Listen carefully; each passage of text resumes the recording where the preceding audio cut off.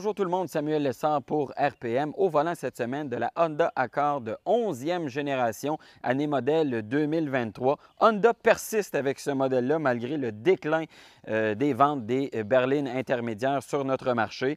C'est un marché qui demeure quand même important dans une certaine mesure au Canada, mais surtout aux États-Unis. Donc, on continue de développer cette voiture-là qui quand même change de stratégie pour cette 11e génération, particulièrement sur notre marché. On rétrécit la gamme beaucoup et on se concentre sur 3 déclinaisons, alors que du côté américain, on a 6 déclinaisons, mais ici, on rationalise le tout pour n'avoir que le choix de 3 déclinaisons différentes. Premièrement, une version EX munie d'un 4 cylindres 1,5 litres turbo-compressé de 192 chevaux jumelé à une boîte automatique à variation continue, une mécanique qui est carrément identique à ce qu'on avait dans la précédente génération de la berline Accord et aussi identique à ce qu'on trouve dans d'autres produits de la gamme Honda. Et ensuite, on a 2 autres déclinaisons, Sport hybride et Touring hybride, et qui est la version que j'ai ici avec moi, qui reprennent aussi une bonne partie de la mécanique qu'on avait dans la précédente génération de la Honda Accord hybride, mais on ajoute une chose, injection directe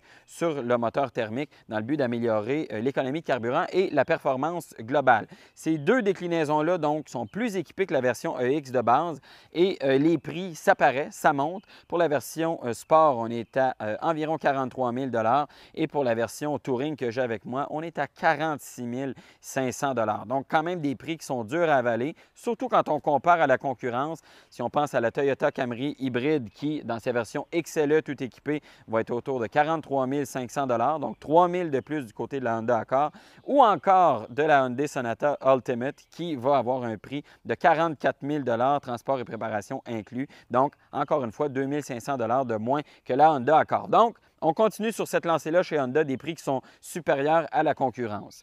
Mécanique, on a un 4 cylindres 2 litres atmosphérique jumelé à un moteur électrique de 181 chevaux. Ça donne une puissance totale de 204 chevaux quand même et un couple de 247 livres-pieds. Intéressant quand même comme données, du moins sur papier. Et tout ça est transmis aux roues avant par l'entremise d'une boîte automatique à variation continue électronique, une fameuse CVT, comme on est habitué de voir dans ce genre de véhicule-là.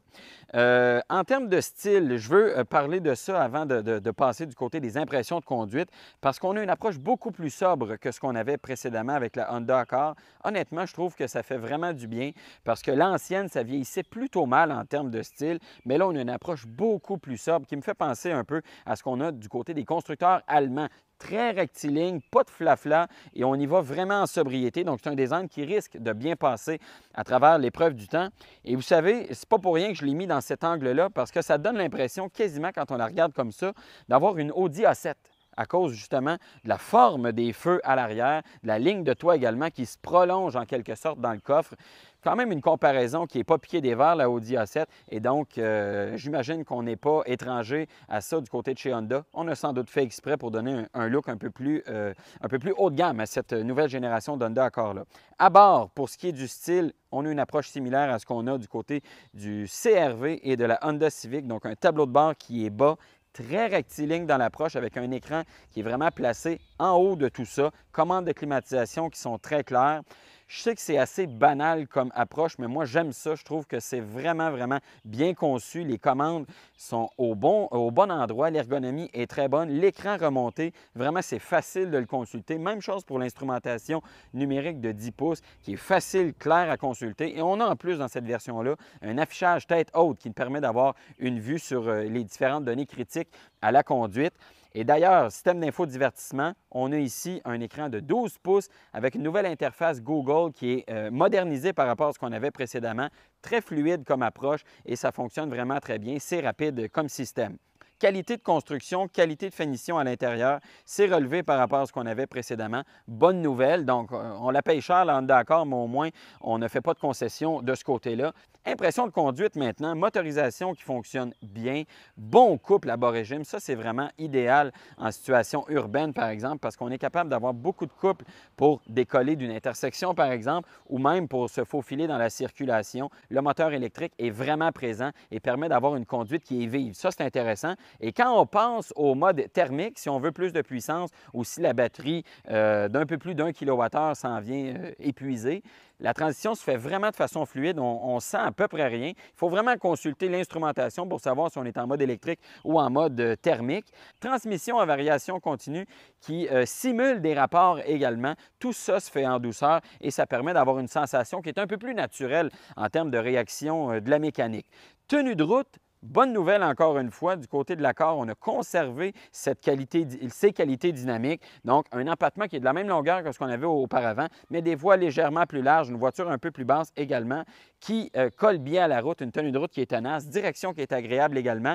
Et en termes de freinage aussi, on n'a pas de sensation de transition entre le freinage régénératif et le freinage appuyé avec les composants de frein dans la pédale de frein. Donc ça, c'est vraiment agréable.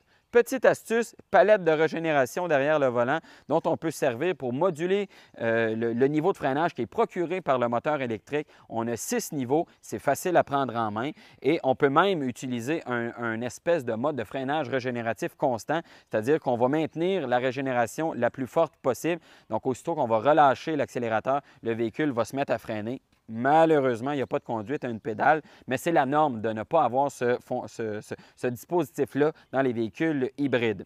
Ce qui fait foi de tout, consommation. Constructeur annonce une moyenne combinée de 5,3 litres.